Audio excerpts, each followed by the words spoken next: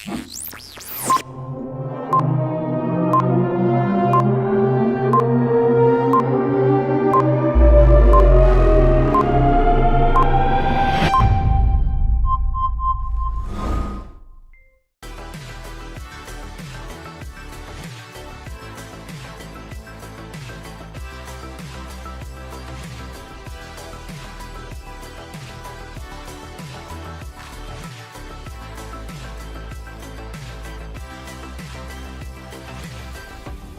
I think it's quite possible that the 1960s represented the last burst of the human being before he was extinguished. And that this is the beginning of the rest of the future now, that from now on there'll simply be all these robots walking around, feeling nothing, thinking nothing.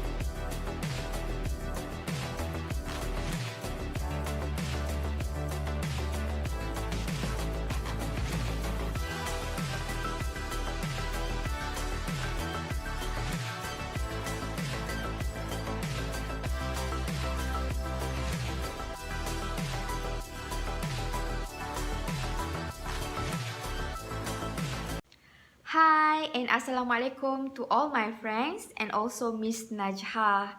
I hope everyone is doing fine and please stay safe no matter where we are.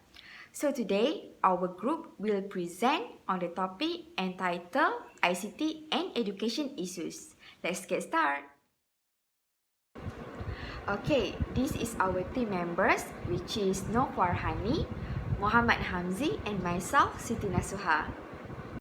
Next, this is the content that we will explain starting from introduction, flipped classroom, the development of e-book, blended learning, and the last one is the conclusion. Alright, first of all, I will explain the definition of ICT.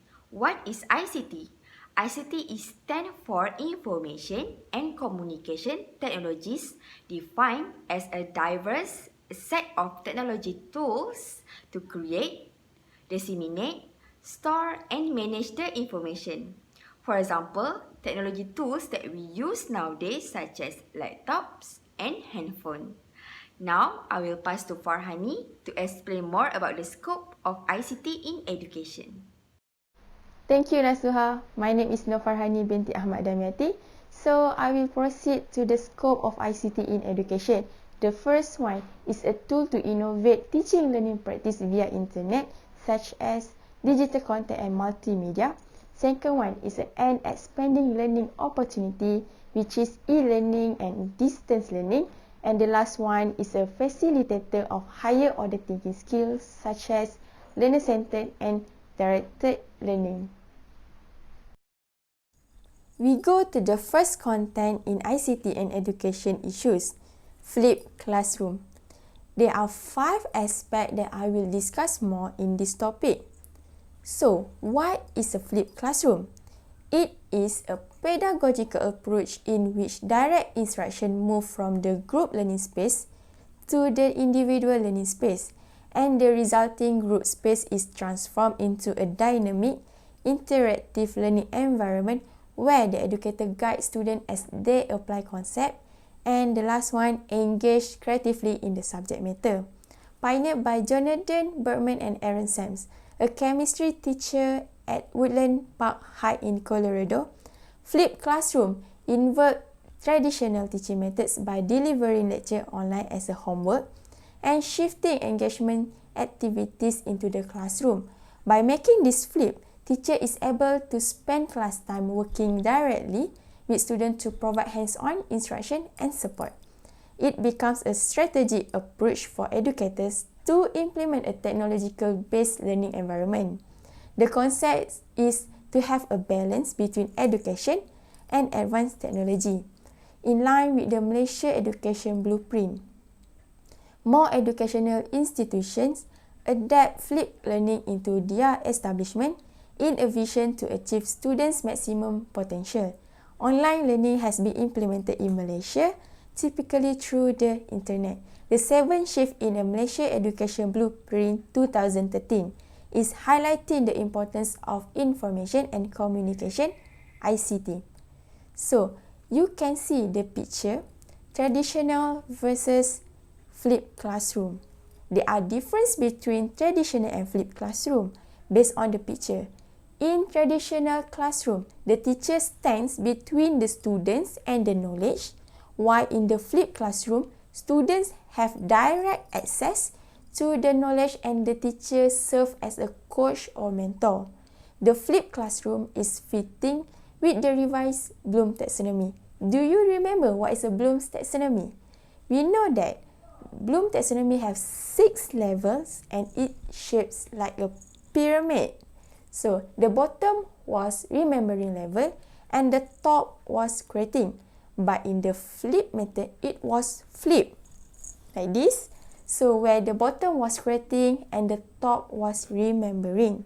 So in the traditional, the lower level of learning, which is remembering, understanding and applying, is happening in class, while students are usually left to work on activities that involve higher level of learning outside of the classroom. While what is for flip? Flip learning is a flip. Okay, for example, students can finish the lower level of cognitive work before class, and when they come to the class, they can engage in higher cognitive levels of learning with peers and teacher present.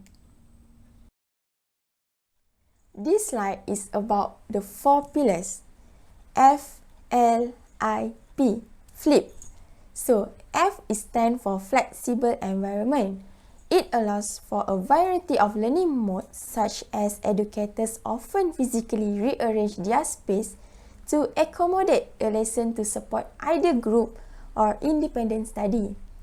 It creates flexible space in which students choose when and where they want to learn.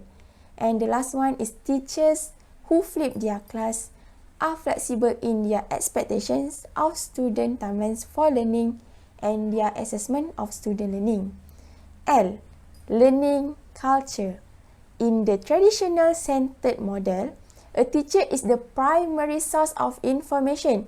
In contrast, flipped learning method deliberately shift instruction to a learner-centered approach, where in-class time is dedicated to exploring topics in greater depth and creating rich learning opportunities. As a result, students are actively involved in knowledge as they participate in and evaluate their learning in a manner that is personally meaningful. What is I? I is stand for intentional content. It continually think about how teacher can use flipped learning model to help students develop conceptual understanding as well as procedural fluency. Teacher determine what they need to teach and what materials students should explore on their own.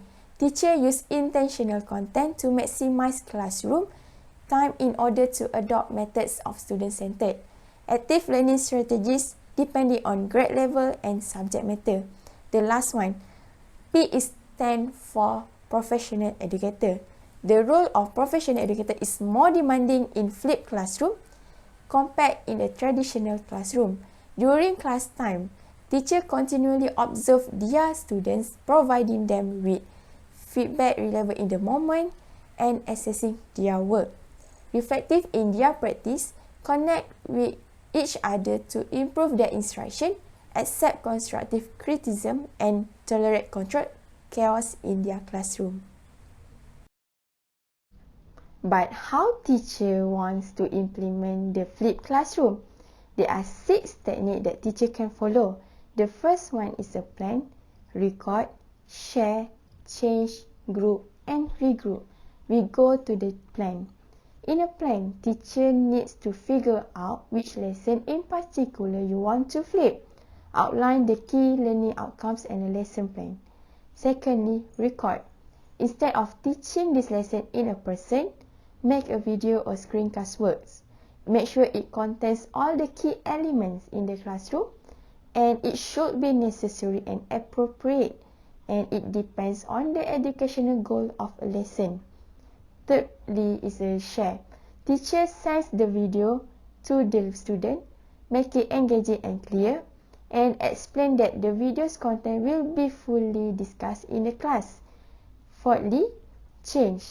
Students have viewed the lessons. Students prepared to actually go more in depth than ever before. So students can be well prepared before they go to the class. Fifth group. An effective way to discuss the topic is to separate into groups where students are given a task to perform, such as teacher can give a task to a student to write a poem, give a games, or make another video. The last one is a regroup. Get the class back together to share the individual group's works with everyone, which is presentation, or can open the answer question session. So, if the teacher was followed the 6th technique, teacher need to review, revise, and repeat it all over again. Hi everyone, this is a classroom. The teacher stands at the front and the students watch and listen. You will recognize this because it's probably how you were taught and how your parents were taught before you. But there are a lot of problems with this approach, which is traditional method to teaching. As you can see, not all the students learn at the same speed. Some get left behind, and while some students learn better by listening, others may learn better by doing.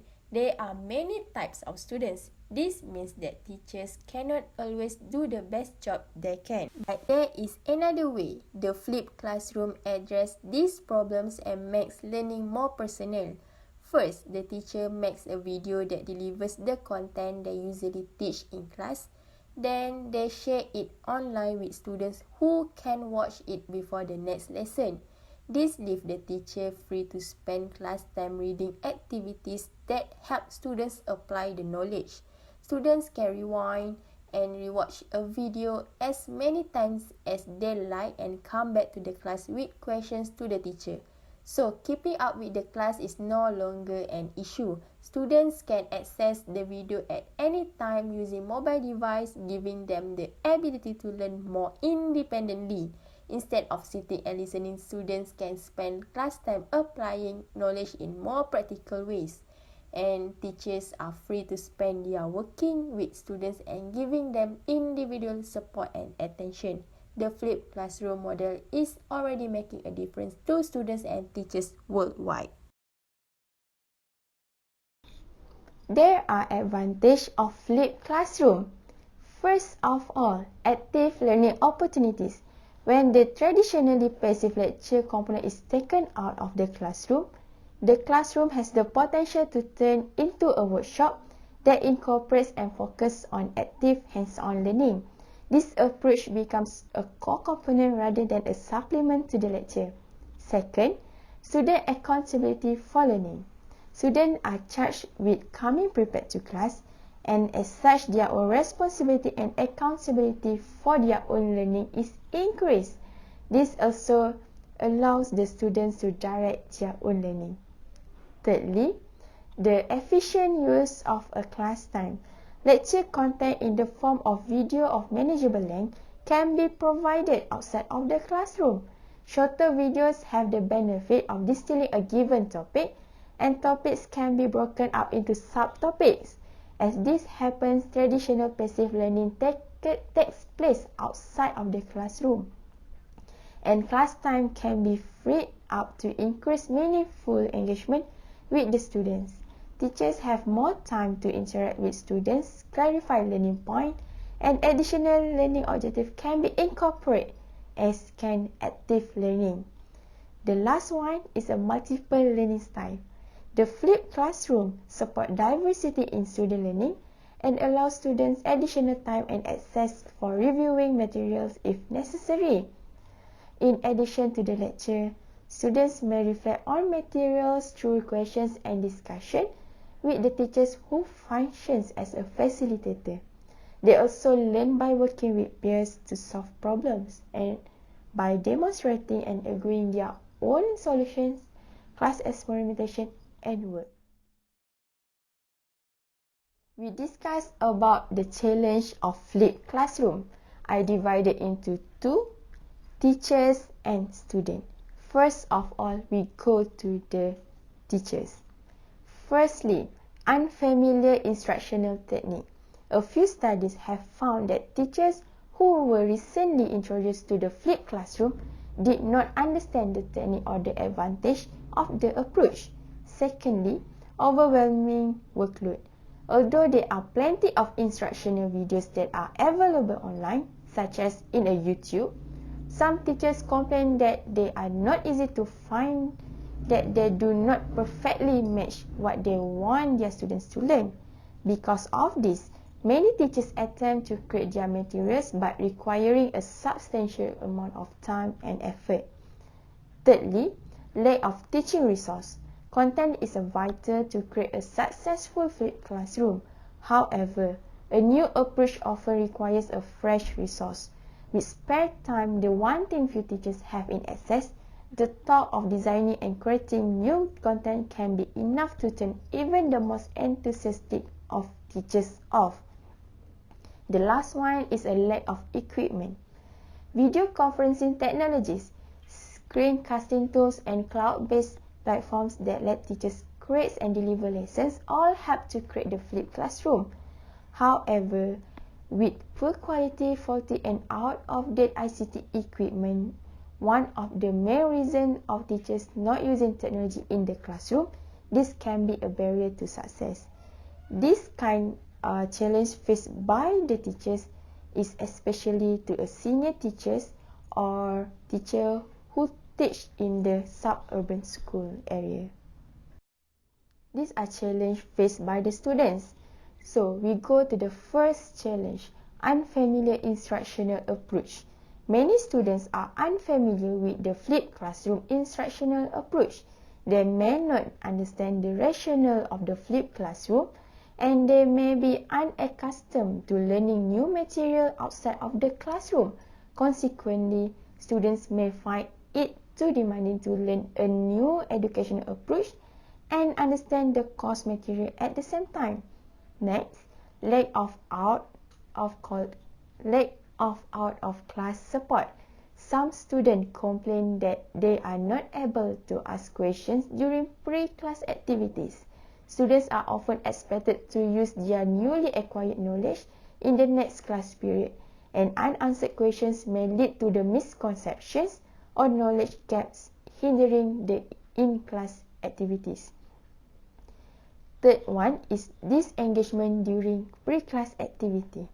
Poorly developed pre-class instructional videos may inadvertently impede the learning process. For example, some students become disengaged when watching long videos and do not complete the video in its entirety. Other students complain that videos seem impersonal and that they feel disconnected from the teacher on the screen. As a result, they watch passively and miss essential concepts. Next, a lack of discipline. For students who haven't had any exposure to flipped learning, the less conventional setup can be a challenge. Students can struggle with self-discipline and may turn up to class without having absorbed the lesson, rendering the method pointless. Fifth, limited student accountability for pre-class activity. The number one challenge with flipped classroom is an inability to motivate and monitor students' participation with the pre-class learning activities. The teaching method relies on the completion of pre-class activities, and inadequate preparation may dramatically reduce the effectiveness of the in-class activities. In addition, old-fashioned classroom, collaboration, communication, and creativity are at the heart of flipped classroom. But fostering these skills is almost impossible with students inactive in rows of desks all day. The last one is overwhelming workload. In some instances, students complain that the pre-class workload of flipped classrooms exceed that of a traditional classroom. That's all from me. Thank you. Okay, thank you Farhani. And now I will proceed to my part, which is the development of ebook. Okay, so here the flow in my part, which is starting from definition, types, functions, advantages, and last one is issues of ebook. Okay, now let me explain about the definition of ebook. First, ebook as an electronic book which is made in digital form, consisting of text, image, or both. It is also readable on the flat panel display of computers or other electronic devices such as tab and handphone. Second, ebook also is available in several different file formats. Some are open formats that can be read on multiple devices, while others are proprietary and can be only viewed on the specific devices such as an iPad or Kindle. Third, ebooks are usually distributed on the internet as downloaded file, which can be read by online and offline. Okay, now let's watch the video to be more understand about the ebook.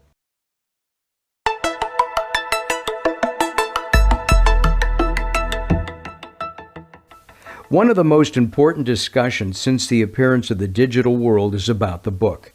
But when discussing about its future, two things are confused: the intellectual work called book with the amount of sheets of paper that support it. The new e-book is a digital file that will soon replace the paper book. This file can be read in computers, laptops, tablets such as the iPad, and especially in a device called an e-book reader. This device is similar to a tablet, but it was designed specifically for reading on a screen, using a system called electronic ink. Its screen does not emit light, so reading on it does not generate any kind of eye strain. Books can be downloaded via Wi-Fi or USB and can be bought in online stores or be downloaded through the net. E-books are small-sized files, which allows any device to store hundreds of them, as novels, magazines, school texts, comics, and more. Alright, now we proceed to the types of e-books. As you can see here, there are three types of e-books consisting of web-based e-book, software-based e-book, and e-book reading devices. First, the examples of web-based e-book such as NetLibrary, eLibrary. Actually, NetLibrary and eLibrary is the same thing. Safari, Questia, and Books 24/7. From this web-based e-book, the student can access and record a variety of content such as article, journal, research, and other references in their learning. Next, the examples of software-based e-book such as Microsoft Reader, Adobe Acrobat such as PDF, eBook Reader, and MOBI and EPUB. So, when the students want to read an article or journal, they can open it by using these types of software so the content will be more clear. And the last one is ebook reading devices such as Franklin eBookman, Go Reader, Hi eBook, Palm, Wiser, and Pocket PC and cell phone named as Kyocera. All these examples are the brand name of devices that was created in year 1990 until 2002 only. Next, there are 5 functions of ebook. For the first one is enhanced learning experience. The aim of ebook is to simplify and enhance the overall learning experience.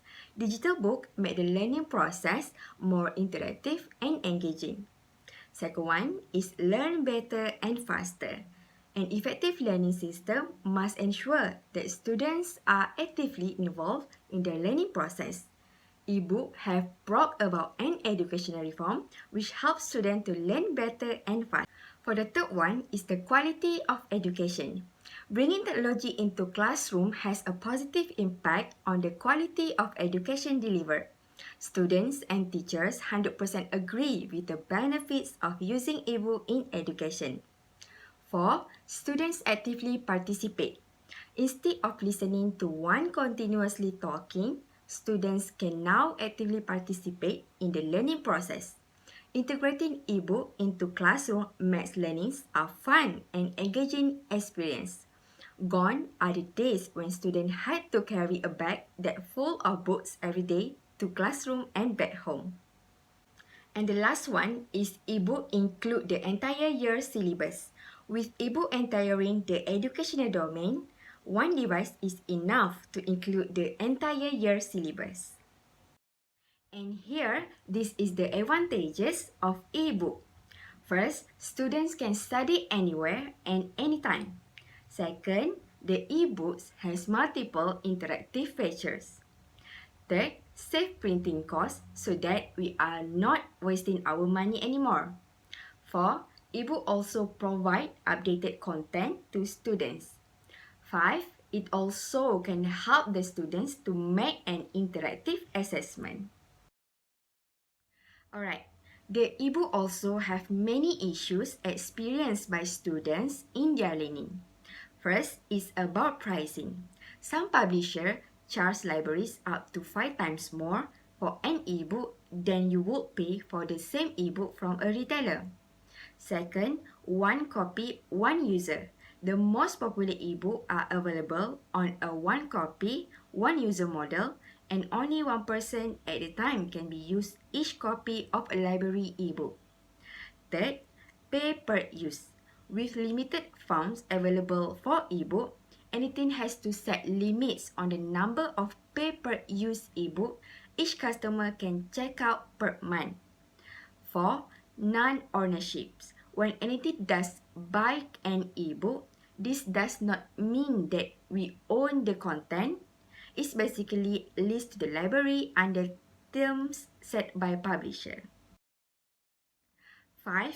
E-book also faces issue on accessibility where some publisher thinks it's too easy to check out e-book from the library, so they make the process difficult on a purpose.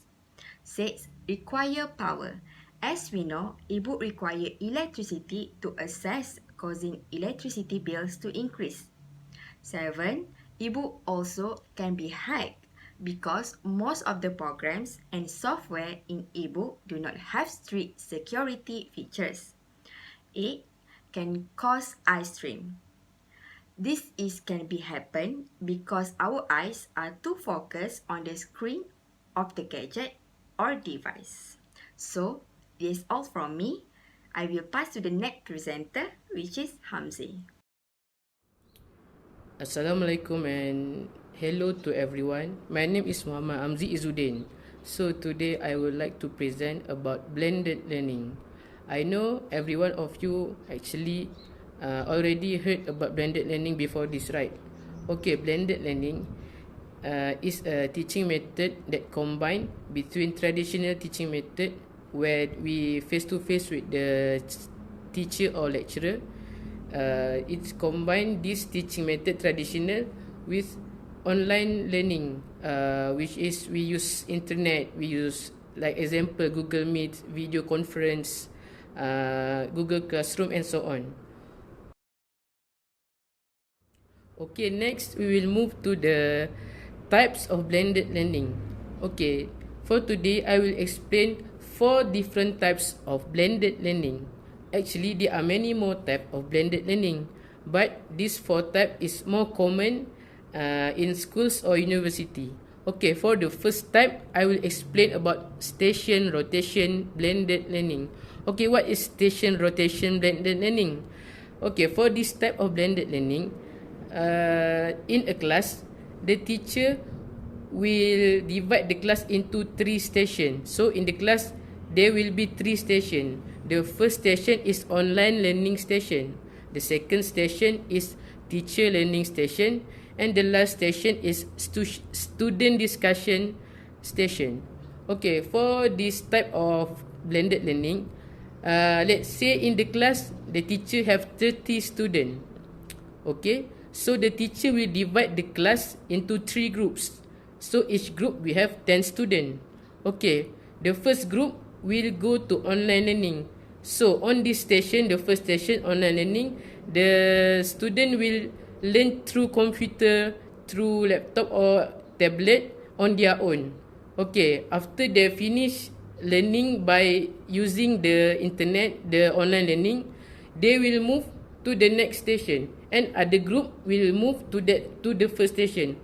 So after the first group go to the second station, on second station, which is teacher station, the teacher will explain again and will facilitate more about what they have learned on the first station. Okay, before this, on the first station, we have online learning, right? So the student already learn through online. So in the second station, the teacher will explain more, and if they have anything that they don't understand, so the teacher will explain to them what in more detail. So they will gain more understanding about the subject that they already learned in the online station. Okay, after finish on the second station, they will move to the third station, which is student discussion station. Okay, on this station, they will sit in a group. In their group, they will discuss about what they already learned on the first and second station, which is online and also teacher station.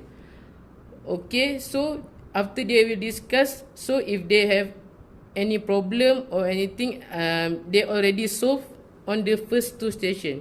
Okay, on the last station, they will discuss with their friend all about the subject that they already learned. Okay, this is for station rotation blended learning. Okay, we will move to the next type of blended learning, which is enriched visual.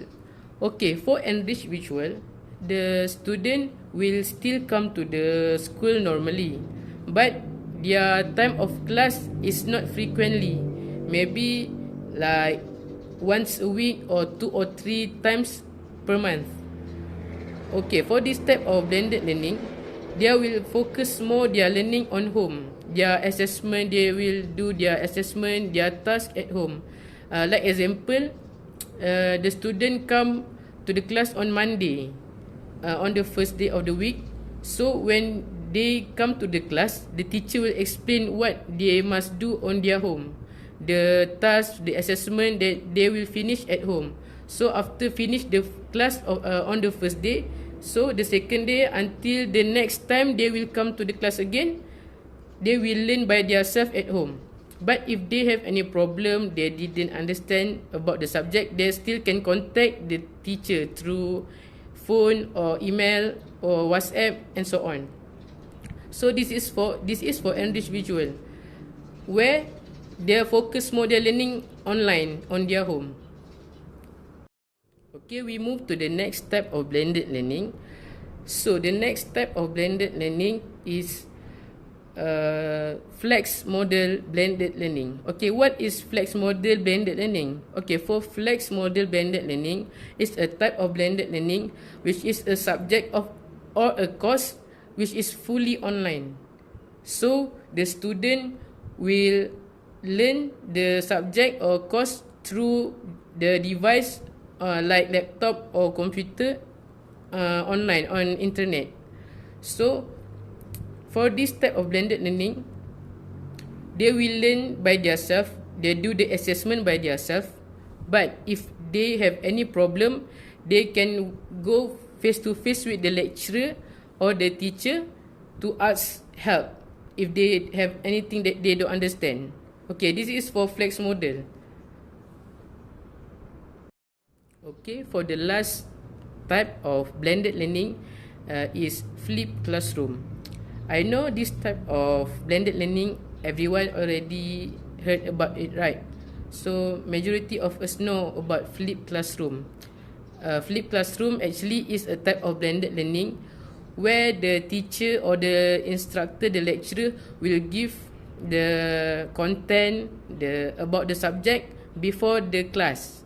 Maybe like example, the class is on Tuesday. So on the Monday or on the previous week, the teacher will give the content first, so the student can study first about what they will learn in the class, about the subject, about the course. And when the class time, the student will come to the class, the teacher just act as their facilitator. If they have any problem or anything that they don't understand, so the teacher will come help them on the class. Okay, this is for flipped classroom. Okay, next we will move to the advantages of blended learning. Okay, the first advantage of blended learning is the student can have control on their learning experience. Okay, we know there are many types of students at school.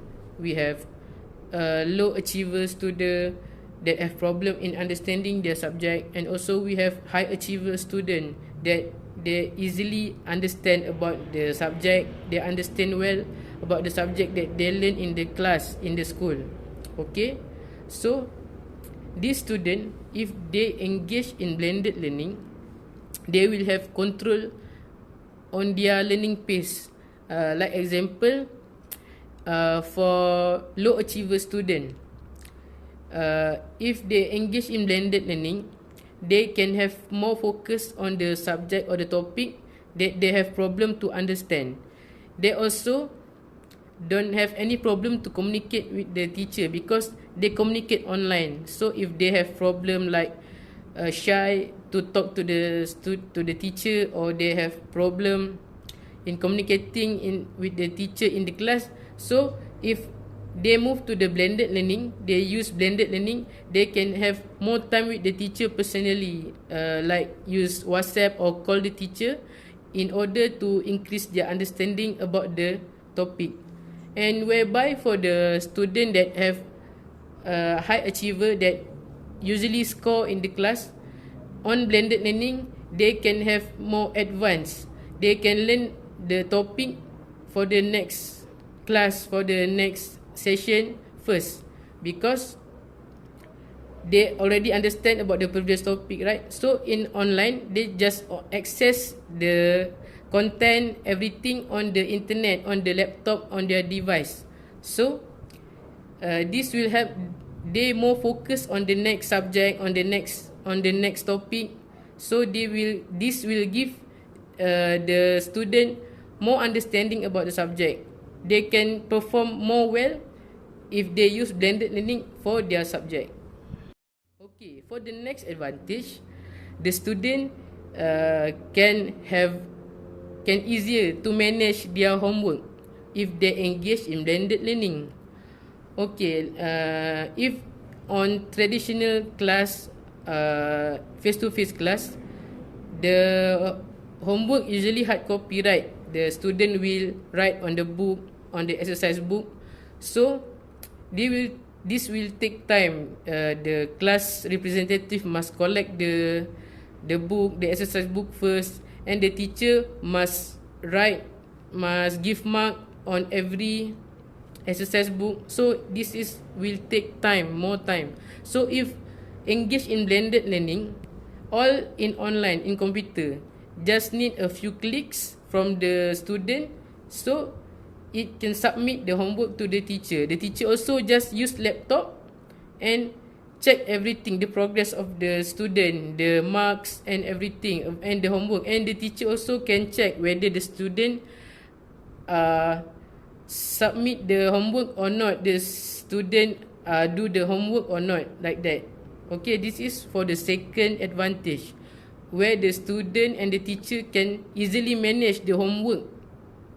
Okay, that's the third advantage of blended learning is it can cut educational costs. Okay, why I say it can cut educational costs? Okay, for traditional learning, as we know, right, we need to buy more books. So we have many subjects, so many books that we will have to buy. Every subject we have reference book, textbook, exercise book, and many more. So if we just use blended learning, we didn't need to buy the book. We just need to download the content from the website, from the internet. So from this blended learning, we can cut costs for buying books. And other costs we can cut is like buying stationeries, because we just use typing for blended learning. And also, next, we can cut costs on transportation, because the like flex model blended learning, the student just come to school maybe once a week or 2 or 3 times a month. So it can cut costs on transportation, because if normal school, right, the traditional, the student need to come to school every day, so every day they have cost for transportation. Okay, this is the third advantage. The fourth advantage of blended learning is it can make the data collection, the progress track record of the student are far more easier for the teacher to manage.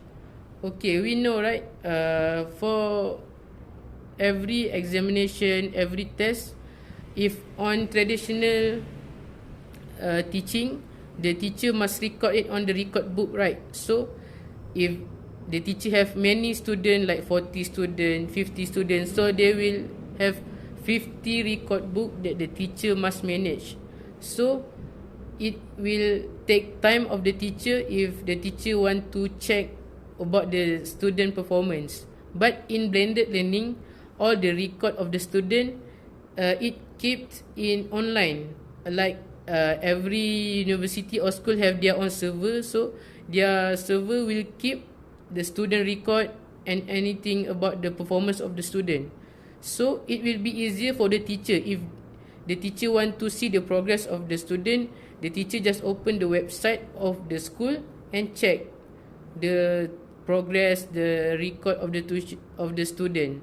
So the teacher doesn't have any problem if, like traditional teaching style, the teacher must go to the record book room, must check one by one the student name, must check first if the teacher want to see the record of the student.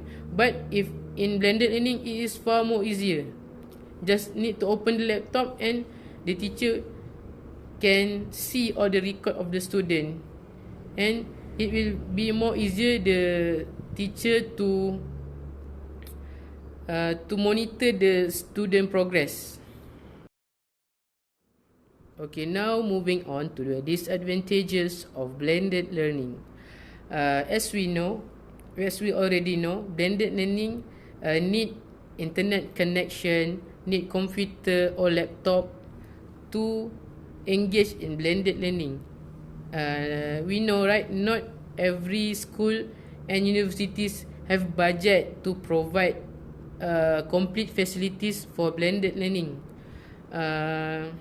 Like if school in Sabah or Sarawak area, it will have more problem if they want to engage in blended learning, because at that area the line internet not so good, poor connectivity, and also the community or the citizens in more pedalaman, no, in more remote area, they have lack of awareness about this internet, about this ICT and so on.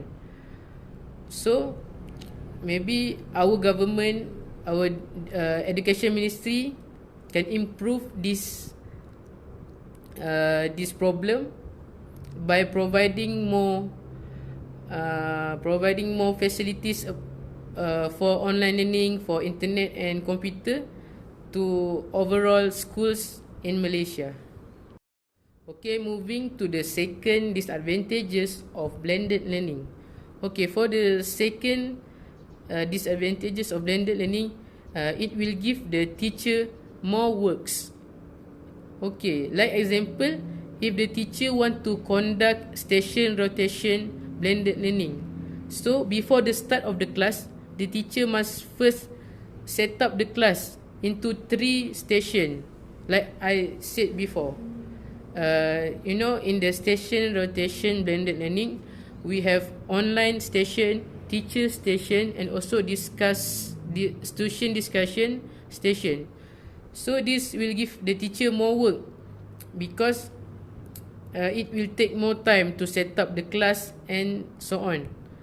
So the second disadvantage is blended learning will give more works to the teacher if the teacher want to prepare for blended learning class. Okay, the next disadvantages of blended learning is plagiarism among students. As we know, on blended learning, the student just need to submit the work, just type on Microsoft Word, right? So after they type the answer, they can submit to the teacher. Okay, if they are bad attitude student, they just copy the answer from their friend. They will ask the friend what their answer, or they ask the copy of their friend answer. They just copy it on their work. So it will give problem for the teacher, because if the student are copying from others, we didn't know the student truly understand about the subject that they already learned in the class. So this is one of the disadvantages of blended learning, plagiarism. The student also can copy from other resource, from website or any other blog. So their answer may be sometimes not accurate with the correct answer. Okay, this is one of the problem or disadvantages of blended learning. And the last disadvantages of blended learning is the lack of skill and technical on ICT. Okay, we know that not all teacher or student have skills and abilities in ICT, in using a laptop, in using internet and so on. So this will cause problem if the school want the teacher to implement blended learning, but the teacher doesn't have enough skills. Like example, if the teacher still want to implement the blended learning, so if have any problem occur during the class, so it will disturb the learning progress in the class. Like example, if the teacher want to set up the SD projector, but suddenly the projector have problem or anything, the teacher didn't know how to solve the problem. So this will become disadvantages. It will disturb the student learning in the class. Okay, this is the fourth disadvantages of blended learning, the lack of ICT skills and technical. So, in conclusion, despite the current efforts in ICT integration in schools, many families, specifically in a rural area, still do not know how to use ICT tools in their daily life. They even did not know how to check their children's result in the existing system. Not all houses have computers and internet facilities to use daily. In this regard, the main challenge is to provide appropriate ICT tools to both urban and rural areas efficiently. Our government must give information to the school administration as well as to educational policy makers regarding the nature of ICT contribution to the teaching and learning process. Since the attitude and perception of teachers are critical to how effectively an innovation is implemented, it is important to gauge how teachers perceive this innovation and its efficacy as a tool for enhanced teaching and learning. It is also hoped that the government will contribute to the growing knowledge base and the 21st century generation regarding the use of ICT in education in Malaysia. So in future, we should give more focus on management strategies and policies to address the barrier faced by teaching in using ICT tools. for teaching and learning. If the barrier faced by teacher can be overcome, it is a step forward to enhance our student learning outcome.